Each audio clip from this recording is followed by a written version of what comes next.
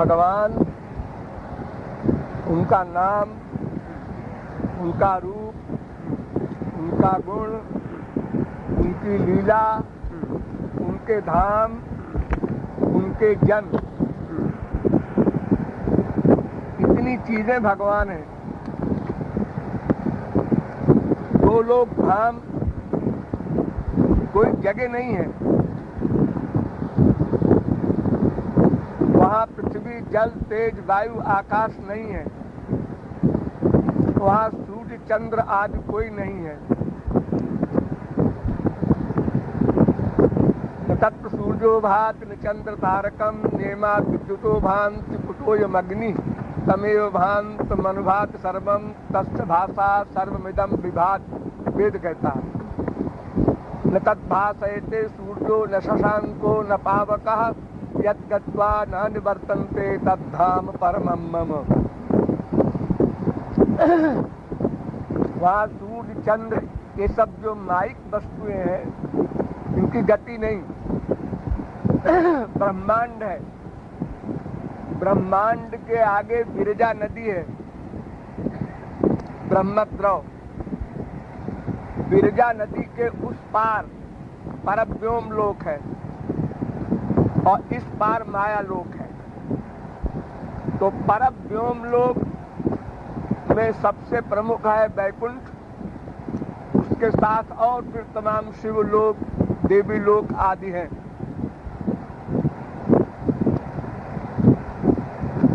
उसके आगे गोलोक है।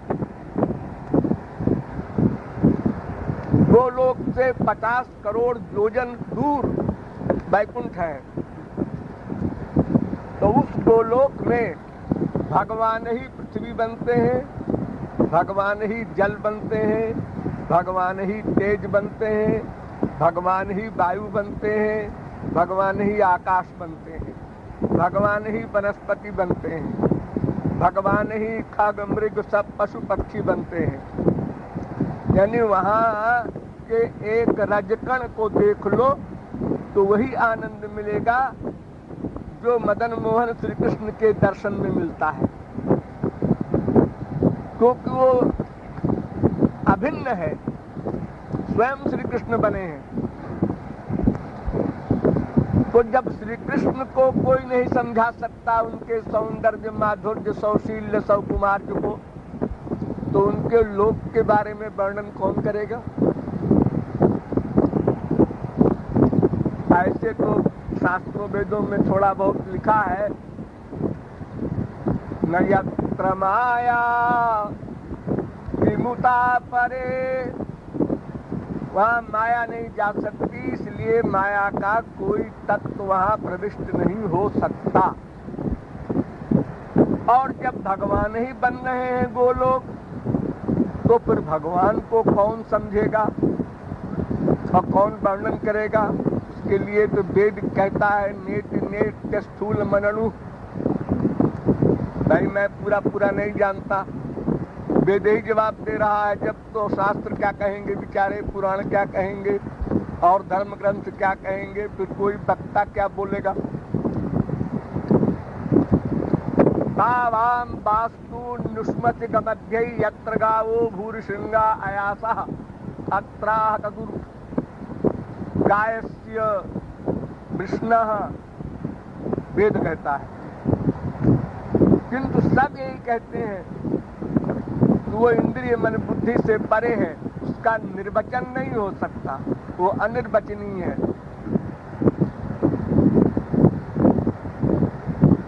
जो लोग वहाँ के रहने वाले हैं, अगर वो भी आके बताना चाहें तो असंभव है, क्योंकि किसी चीज को समझाने में कोई एग्जाम्पल देनी पड़ती है, उपमा देनी पड़ती है।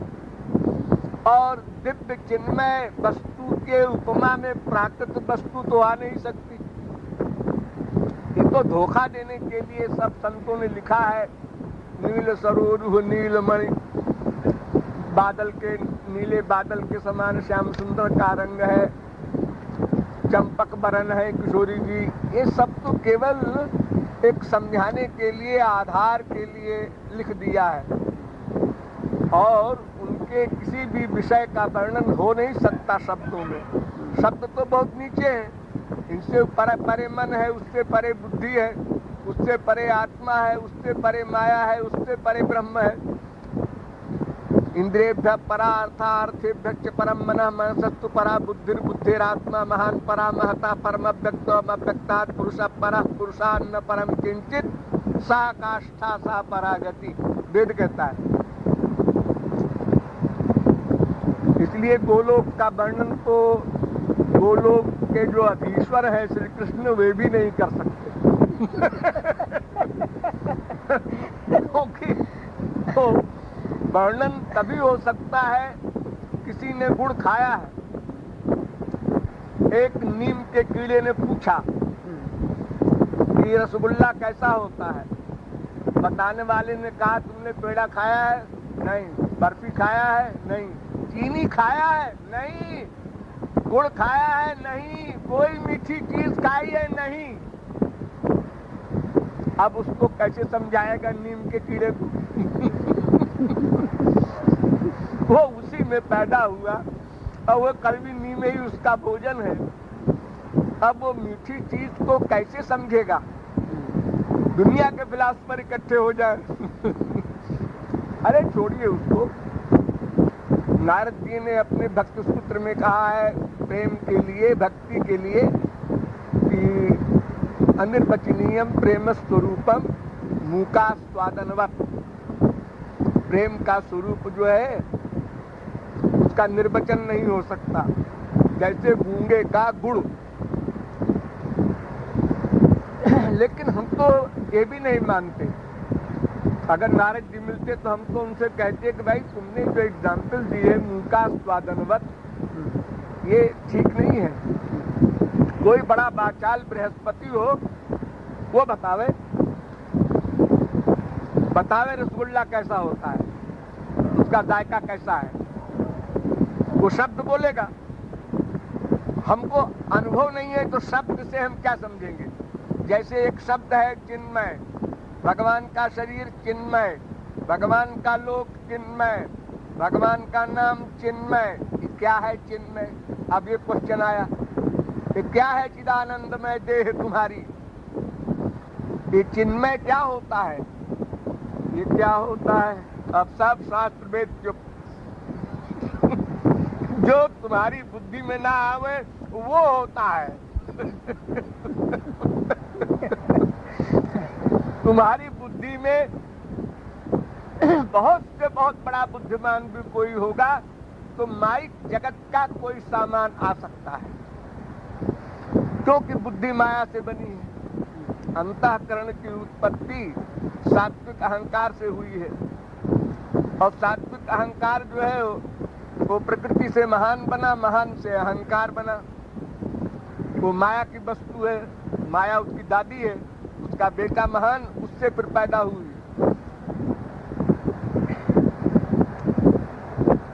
तो जब माया से उत्पन्न है वो मायिक वस्तु अमायिक वस्तु को ग्रहण करने में सर्वथा असमर्थ रहेगी। वो कितनी बड़ी हो जाए, सरस्वती की बुद्धि उधार ले आओ, वो भी नहीं जान सकती। इसलिए गोलोक का वर्णन नहीं हो सकता। बाकी मोटे तौर पर जैसे हमारे संसार में पृथ्वी जल तेज वायु आकाश है, ऐसे वहां भी है। लेकिन वहां की हवा एक सेकंड को नासिका में आ जाए तो ब्रह्मानंद भूल जाए ब्रह्मज्ञानी सनकादिक जनकादिक शुकादिक व्यासादिक बड़े बड़े अमलात्मा परमहंस। जगदानंदी की कौन कहे, ब्रह्मानंदी भूल जाए अपने आप को। इतना सौरस्य है उसमें।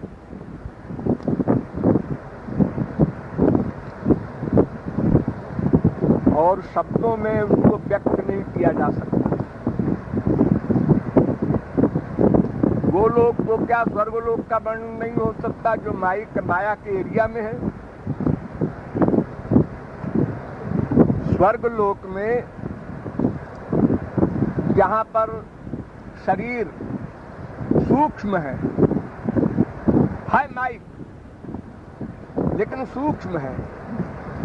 उस शरीर में ऐसी खुशबू आती है, कोई मनुष्य उस खुशबू को पावे वही बेहोश हो जाए, सहन नहीं कर सकता। इतना आनंद है स्वर्ग के शरीर में, भगवान के शरीर को कौन कहे। वर्णन तो अनुभव के बाद ही अंतःकरण अनुभव करता है। इसीलिए तुलसीदास ने एक सेंटेंस लिखा है बहुत बढ़िया, गिरा अनयन और नयन बिनु बानी। जिसने देखा है आंख ने, उसके बानी नहीं है, और अगर उसके बानी होती भी तो भी वो वर्णन नहीं कर सकता, क्योंकि वर्णन करना शब्द का कार्य है। और ये तो बाचो निवर्तनते, शब्द की गति है ही नहीं वहां। अरे नीम के कीड़े से कह दिया मीठा होता है, मीठा, कहा है क्या कह रहे हैं आप? अरे मीठा, क्या होता है मीठा?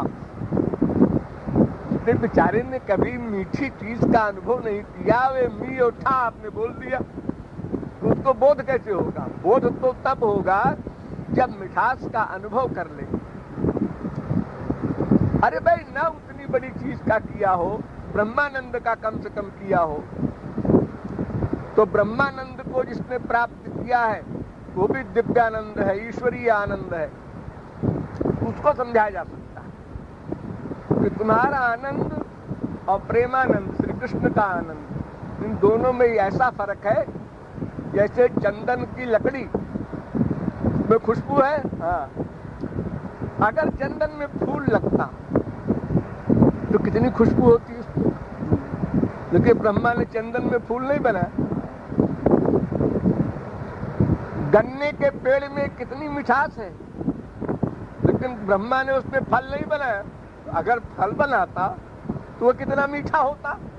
कोई आदमी आम का पत्ता खाए, आम की डाल खाए और आम का फल खाए, तो आम के फल खाने वाले को लोग सेंसिबल कहेंगे, समझदार कहेंगे, और आम की दाल को खाने वाले के पागल हो गया है तो आम की दाल खाता है। अरे तो आप भी तो आम का फल खाते हैं। अरे ठीक है, आम का फल तो खाने चाहिए, अरे उसी आम की दाल का तो है फल। हाँ उसी का है, लेकिन कितना बड़ा अंतर है। तो ब्रह्मानंद आम की डाल है, वही ब्रह्मानंद वाला ब्रह्म श्री कृष्ण है, लेकिन उसका रस उससे विलक्षण है। क्यों समझाया जा सकता है? जो अंतर गन्ने के पेड़ और गन्ने के फल में होता, जो अंतर चंदन के वृक्ष और उसके फूल में होता, वही अंतर ब्रह्मानंद से प्रेमानंद में है। वो कुछ समझ लेता, लेकिन जो विषयानंदी है, रसगुल्लानंदी है, इसको कैसे समझाओ? इसीलिए शंकराचार्य ने ब्रह्म क्या है? अनिर्वचनीय। माया क्या है? अनिर्वचनीय। जगत क्या है? अनिर्वचनीय।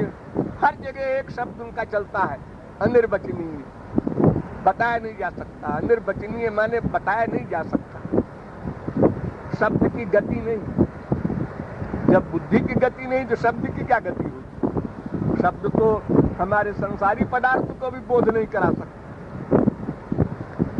सिर हिला रहा है गूंगा, अरे तो जबान दे दो उसको, अब बताओ रसगुल्ला कैसा होता है?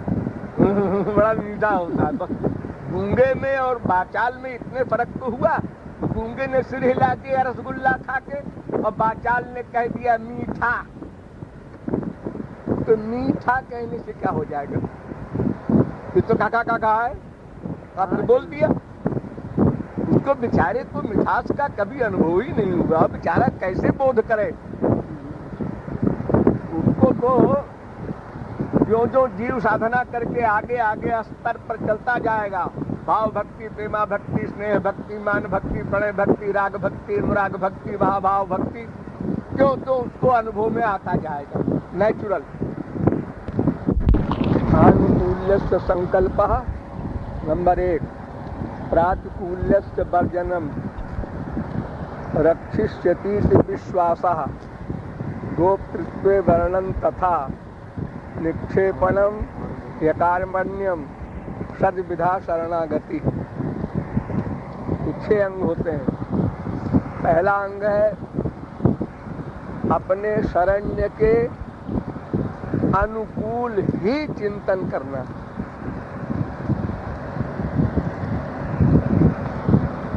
उनके प्रतिकूल चिंतन न करना, ये दूसरा अंग। आनुकूल्यस्य संकल्पः प्रातिकूल्यस्य वर्जनम। अनुकूल चिंतन ही करना।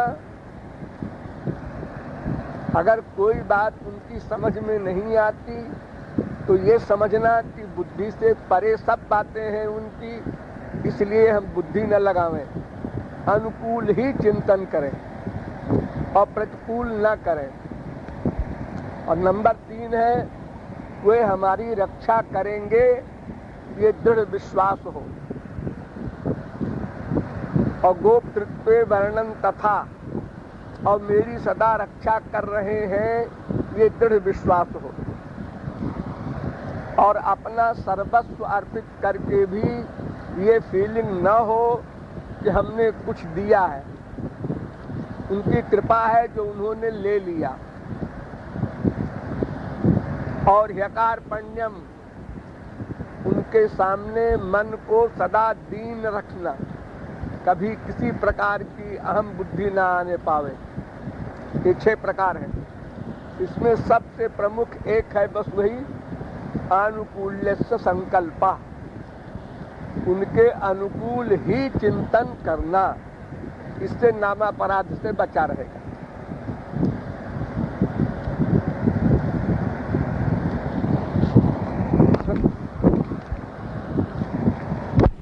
तो बहुत जीवों की होती है, लेकिन एक तो कुछ % होती है, दूसरे सदा नहीं रहती।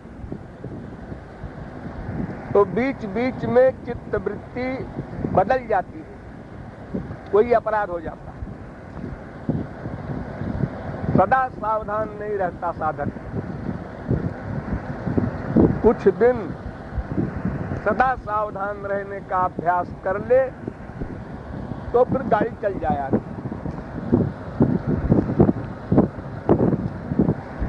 किसी अपराध पर किसी कारण से, और शरण्य ने शरणागत को डांटा,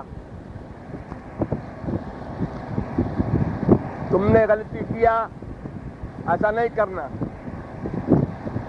तो ये सुनते ही वो विभोर हो जाए कि कहाँ वो, कहाँ हम।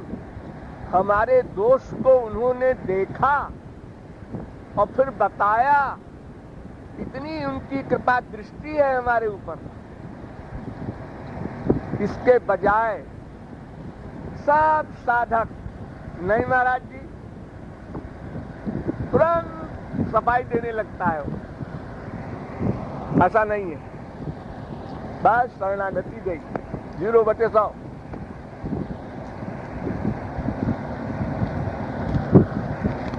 आ रहे जीव में।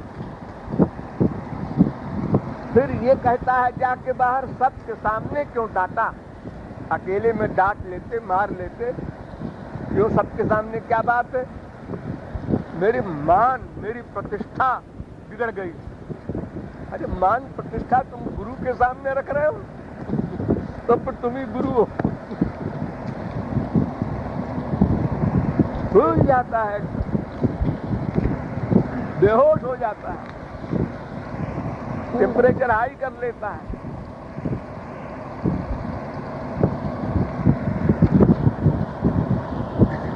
ये भी नहीं सोचता गुरु ने कितना परिश्रम किया, कर रहे हैं।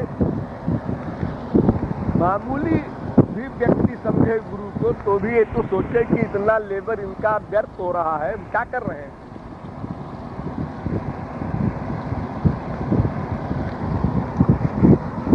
वो तो अपना काम करेंगे।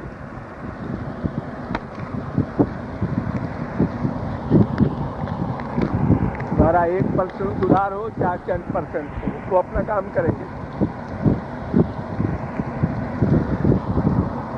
कमजोर है। अगर फीलिंग हो और कुछ दिन डट करके और उन दोषों को निकालने के लिए दृढ़ संकल्प करके, प्रतिज्ञा करके प्रैक्टिकल अमल में ला दे तो बस फिर छूट जाए हमेशा की। वो तो हैबिट है, कोई नेचर थोड़ी है कि यहाँ छूटेगा नहीं। बड़े बड़ों का छूट गया।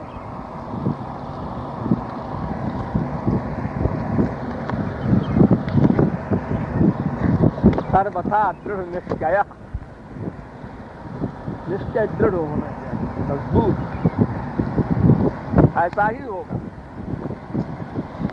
हम करके दिखा देंगे, बस उस पार हो गया।